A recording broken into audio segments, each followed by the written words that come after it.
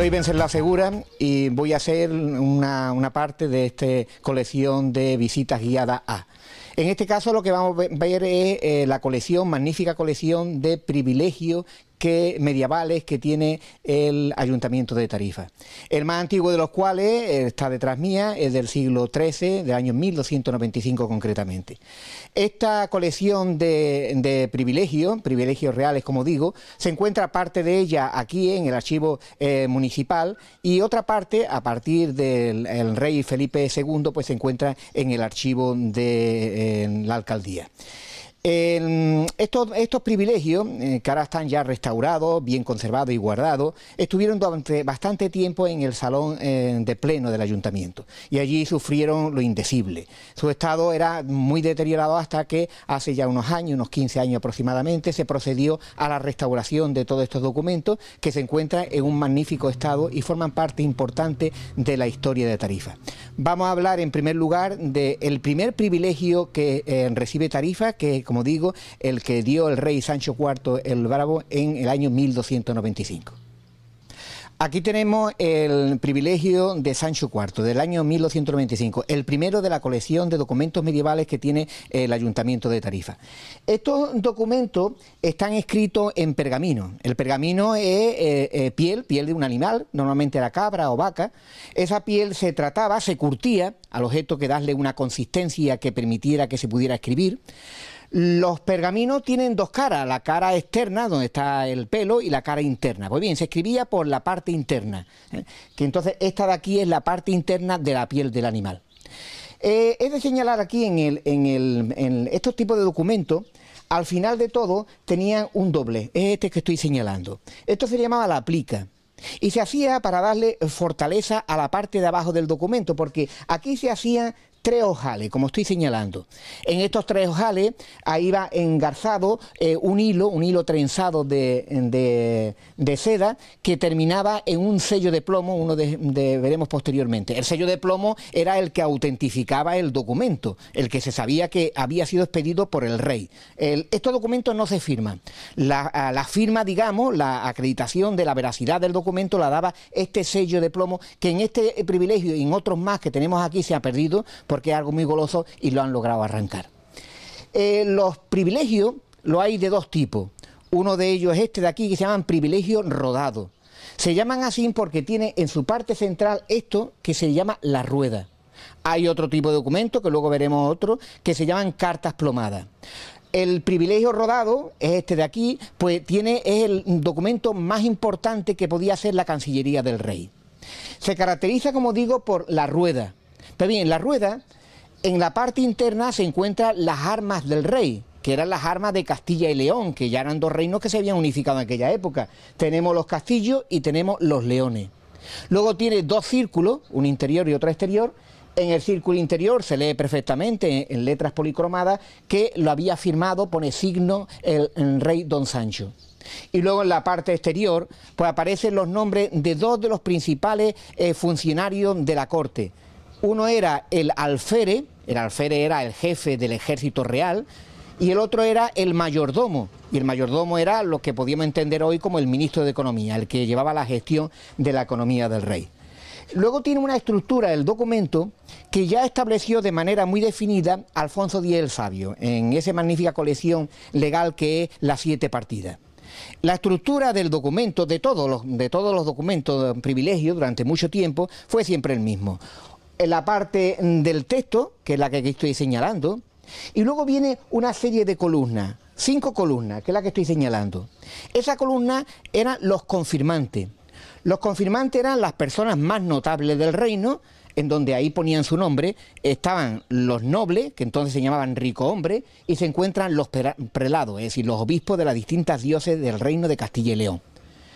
Esto tampoco se firmaba, ni el noble ni el obispo tenían conciencia de que esto estaba escrito. Era una forma en que el rey podía usar los nombres de los personajes más importantes del reino, en una señal de que era el jefe del reino. Además, tiene otros elementos, policromado. Porque el privilegio llevaba dos fases, la realización material del privilegio. Uno de ellos era la escritura de un amanuense y luego era la iluminación, es decir, poner los dibujos y coloridos. Normalmente el documento empieza, este tipo de documentos medievales, empieza con lo que se llama un crismón, que es el símbolo de Cristo, con el alfa y el omega, tal como aparece aquí. Normalmente las letras iniciales, las letras capitales, también están policromadas y a lo largo del documento algunos como son aquí los personajes de la familia real, pues también están policromadas. La estructura del documento también es muy típica y se divide en varias partes.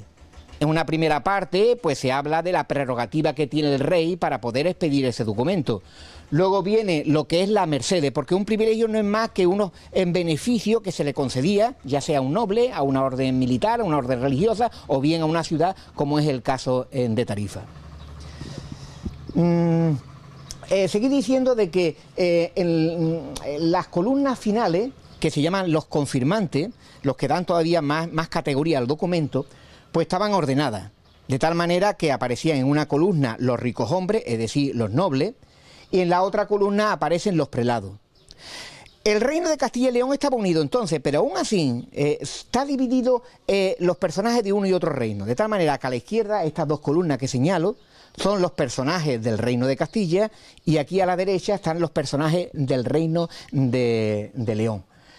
Luego hay una columna intermedia donde solían poner los personajes más importantes del reino, normalmente personajes funcionarios, altos funcionarios del reino. Dejamos este documento y vamos a ver ahora el otro tipo de documento, que son cartas plomadas, es decir, un documento más simplificado, pero seguía siendo un privilegio.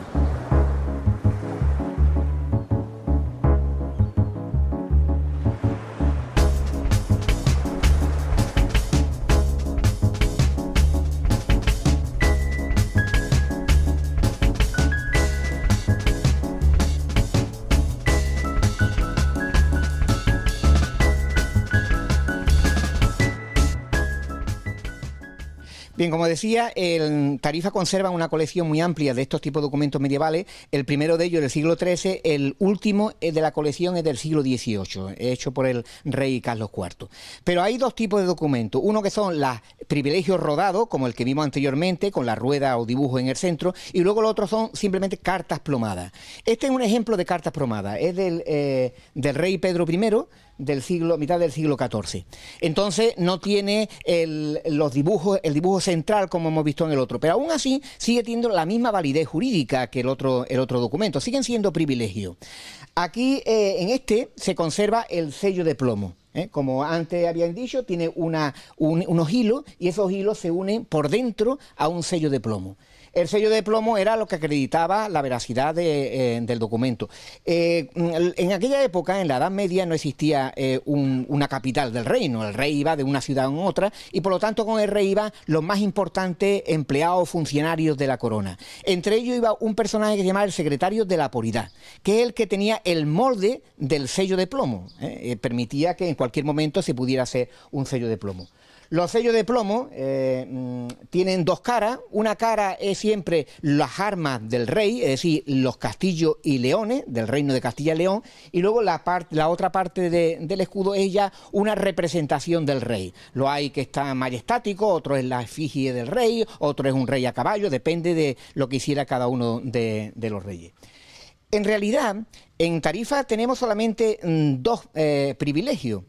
El privilegio que concede Sancho IV y el privilegio que concede Alfonso XI a principios del siglo XIV. Todo el resto de documentos que hay, unos 15 o 17 me parece que son, todo el resto de los documentos son confirmaciones, porque cuando un rey fallecía, el nuevo rey tenía que confirmar el privilegio anterior. Eso ocurría, obligaba a que el Consejo de Tarifa, cuando había un nuevo rey, pues se llevara el documento antiguo a donde estuviera el rey y el nuevo rey pues hacía la confirmación. Por lo tanto, hay solamente dos mercedes que se habían concedido, pero lo demás son ya, como digo, confirmaciones. Hasta el último rey que confirma los privilegios, que es Carlos IV. Ya viene, a partir de viene el periodo constitucional y ya la situación cambia. Lo interesante de la colección de Tarifa es, primero, la importancia y la antigüedad de los documentos, y luego que es una colección prácticamente completa. completa. Faltan algunos privilegios y en algunos casos algunos reyes no llegaron a ratificar el privilegio. Por ejemplo, la reina Isabel la Católica, no confirma el privilegio de Tarifa, probablemente porque no se lo llevarían para que lo confirmaran, ni tampoco Carlos I. Todos los demás reyes, como digo, de Sancho IV a Carlos IV, firmaron y confirmaron los privilegios. Volvemos ahora al documento inicial, al primero, al que inicia la colección, para explicar, aunque sea brevemente, qué tipo de merced estaba contenida en ese documento.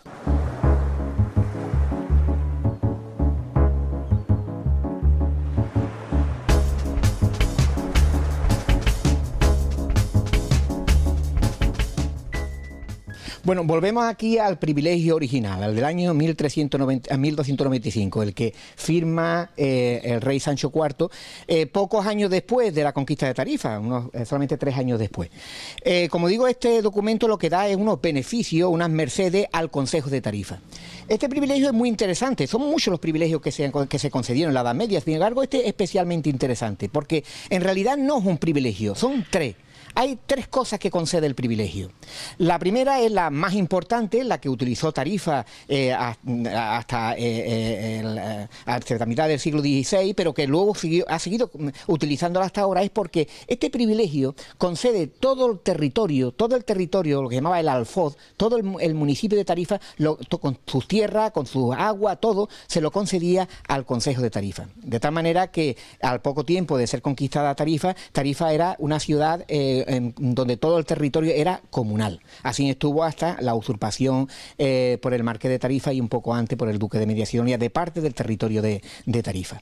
Esa merced fue la que más valor se le dio a Tarifa a lo largo de los siglos, hasta el extremo que hoy día todavía, cuando se da algún permiso por parte del ayuntamiento a una utilización temporal de algún territorio comunal, pues se hace recordar que ese territorio lo tiene el ayuntamiento en base a la concesión que hizo Sancho IV a final del siglo XIII. La otra parte que contiene este documento, la otra merced, es una exención fiscal. Prácticamente todos los impuestos, que eran muy numerosos los que existían en la Edad Media, pues se le eximía a los habitantes de Tarifa para pagarlo.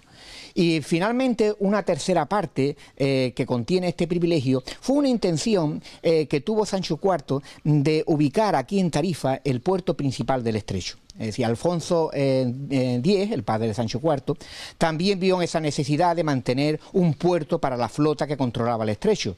Intentó colocarlo en el puerto de Santa María sin éxito, y la intención de Sancho IV indudablemente era que el puerto de Tarifa fuera un puerto donde hubiera una actividad comercial y donde también pudiera ser la base para la flota militar que controlaría el estrecho. Un par de curiosidades más. En este privilegio no solamente firmaban los nobles y los obispos, sino también los vasallos. Aquí aparece como vasallo el rey de Granada, Aboabdil, que entonces era tributario del reino de Granada de Castilla y León, y también aparece como vasallo el copero mayor del rey de Francia, por ponerlo como ejemplo. Estos documentos estuvieron expuestos creo que poco después de la Guerra Civil, de los años 40 tal vez, estuvieron expuestos en el ayuntamiento. La situación era muy lamentable porque estaban cogidas con chinchetas, estaban puestas en un salón en donde se fumaba por la época, en donde había mucha humedad, y los documentos se fueron deteriorando más y más. Llegó un momento, estando José Fuentes de alcalde, que hace una visita aquí la entonces consejera de Cultura de la Junta de Andalucía, Carmen Calvo, y al ver los documentos hace unas declaraciones, a Radio Tarifa por cierto. En esas declaraciones decía de que unos documentos de tanto valor tenían que ser restaurados y que iba a tomar el máximo empeño para que así fuera. Yo entendí personalmente entonces de que eso es la típica promesa que hace el político que va de pueblo en pueblo. Pero lo que hice, cuento como una anécdota personal, de que pedí a Radio Tarifa que me diera la cinta de las declaraciones de Carmen Calvo. Guardé esa cinta un tiempo prudencial, algunos meses, probablemente un año, y entonces le hice la transcripción de la cinta y se la envié a Carmen Calvo. Entonces ya fue el inicio de la restauración de estos documentos. Fue algo complicado. Finalmente en el archivo, en el taller del archivo provincial de Cádiz, contrataron a una restauradora, Rocío Hermosín se llamaba, y entonces se llevó conservó este primer documento a aquel archivo. Se restauró y luego posteriormente pues fueron restaurándose todos los demás de la colección que se encuentra en el archivo, porque la mitad de la colección se encuentra en el despacho de la alcaldía y está en perfecto estado. Bueno, y con esto terminamos esta visita guiada a los privilegios de Tarifa.